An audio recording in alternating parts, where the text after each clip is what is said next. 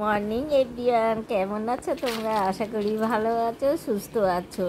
আমি চন্দ্রানী চলে এসেছি তোমাদের সাথে আর একটা নতুন ব্লগ নিয়ে। আজকে হলো রবিবার আর এখন কটা বাজে জানো? শুনলে তোমরা অবাক হবে। সকাল 5:30। নিশ্চয়ই ভাবছো যে এখন আমি দেখো 5:30টার সময় সেজে গুজে কোথায় যাচ্ছি ব্যাগপত্র নিয়ে। এটাই তো ইন্টারেস্টিং। চলো আমার সাথে থাকো আর দেখতে থাকো আমার গন্তব্যস্থলে। আমি কিন্তু এখন পৌঁছে গেছি। এখন কোথায় এসেছি দেখো, এই দেখো এসে পড়েছি না গঙ্গার ঘাটে। কি করতে এসেছি সেটাও তোমরা আর একটু কিছুক্ষণের মধ্যেই বুঝতে পারবে।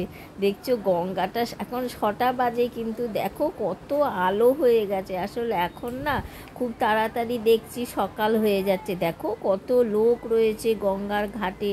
আর এখন কিন্তু জোয়ার চলছে সকালের দিকটায়, তো এই সময়টায় জোয়ার থাকে। কত লোক দেখো সব স্নান করছে, ঘাটে জল নিতে এসেছে। তো আমাদের না আসল কি বলো তো, পুজোর সময় না আমরা প্রত্যেকবার পুজোর আগে আগে গঙ্গায় স্নান করতে আসি। তো এইবারে না আর পুজোর আগে আমাদের গঙ্গায় স্নান করতে আসা হয়নি। আর আজকে রবিবার, আর তোমরা তো জানোই মোটামুটি ছট পুজোর প্রস্তুতি শুরু হয়ে গেছে। ওই দিকে ঘরটা দেখছো না, ওখানে দেখো কিছু সাধ্য শান্তির কাজ হচ্ছে। আর ওই দূরে দেখো একটা লঞ্চ কি সুন্দর দাঁড়িয়ে আছে না, কি ভালো লাগছে দেখতে। আর ওই দিকে দূরে দেখতে পাচ্ছ, তোমাদেরকে দেখায় দিদি ভাইকে। আমি এসেছি, কাকিমা এসেছে আর দিদি ভাই, তিনজনে আজকে এসেছে। আজকে না আমার কর্তামশাইকে নিয়ে আসেনি। এত ভোর ভোর না ওকে আর নিয়ে আসতে ইচ্ছা করলো না। সারা সপ্তাহ প্রচুর খাটে আর সকালবেলাটাই একটু ঘুমানোর সময় পাইছে। সেই জন্যে আমরা তিনজনেই চলে এসেছি। ওই দূরে দেখো দিদিভাই তো ডুব দিতে পারে না, আমার মতোই অবস্থা। আমরা কিন্তু সাঁতারও জানি না, তো সেই জন্যে ওকে দেখো কাকিমা দূরে দেখছো, কাকিমা ধরে ধরে ও ডুব দিচ্ছে আর কাকিমা ওকে ধরে দাঁড়িয়ে আছে। আসলে ও আর একটু পাটা মুট করে বসতেও ভালো করে পারে না, তো সেই জন্যে ভালো করে ডুব দিতে পারছে না। আসলে একটা ভুল হয়ে গেছে, একটা মগ নিয়ে যাওয়া উচিত ছিল জানো তো। ওই দেখো দিদিভাই ডুব দিচ্ছে আর কাকিমা ধরে ওকে দাঁড়িয়ে আছে। আমরা অনেকবারই করেছি, কিন্তু ওর না একদম করে ওটা হয়নি। বিশেষ করে ওর জন্যেই আরও আশা। আর কাকিমাও বলছিল যে ছেলে এবারে নিয়ে গেল না গঙ্গা স্নান করতে, তো সেই জন্যেই ভাবলাম যে চলো আমরা তিনজন মিলেই চলে যাই। আমাদের এখান থেকে আসল বেশি তো দূর না।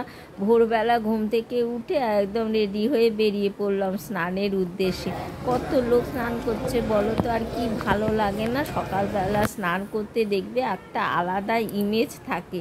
ভোরবেলা যে কোনো কাজ করলে দেখবে খুব শান্তি লাগে বেলা। আর সত্যি কথা বলো তো, যখন এই বিশাল গঙ্গার সামনে এসে দাঁড়াই না, তখন মনে হয় যে কি যে শান্তি, কি যে প্রাপ্তি। সত্যি পৃথিবীর কত আশ্চর্য জিনিস ভগবান সৃষ্টি করেছে বলো তো।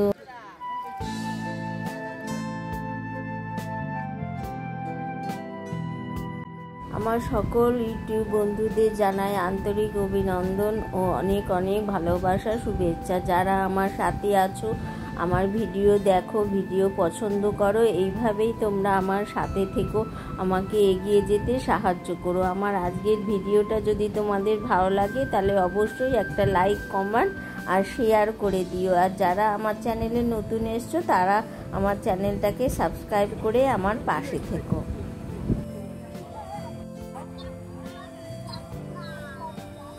আমাদের দুজনকে স্নান করানোর পরে দেখো এখন কাকিমা নিজেই স্নান করে নিচ্ছে। আর গঙ্গাটা কি ভালো লাগছে তাই না? দেখো এই যে দেখো কাকিমার জন্য আমি দাঁড়িয়েছিলাম কেন বলো তো, কাকিমা তো শাড়ি পরে যদি পাটা একটু আটকে যায়, তখন আমি একটু সেলফি তুলতে ব্যস্ত ছিলাম, তাই কাকিমাকেও সঙ্গে নিয়ে নিলাম যে কাকিমাও আমার সাথে একটু সেলফি তুলে নিই।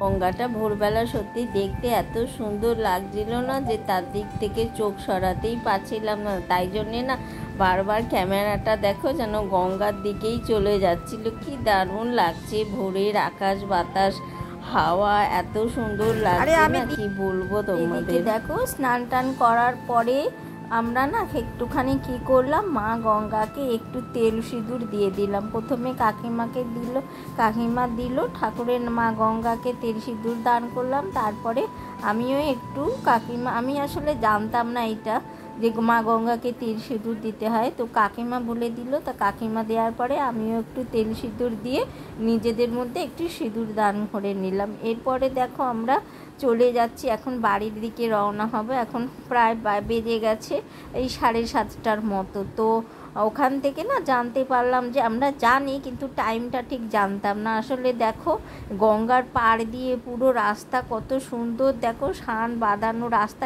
এটা আসলে একটা পার্ক, পুরো গঙ্গার ধারটা ধরেই রয়েছে পার্ক একটা রয়েছে। এটা এমনি নর্মাল মানুষজনের বসার জন্য পার্ক। এখানে এসে সব কাপেলরা এবং যাদের বসার ইচ্ছা হয় অনেকেই দেখি মর্নিং ওয়াক করে, ইভিনিং ওয়াক করে।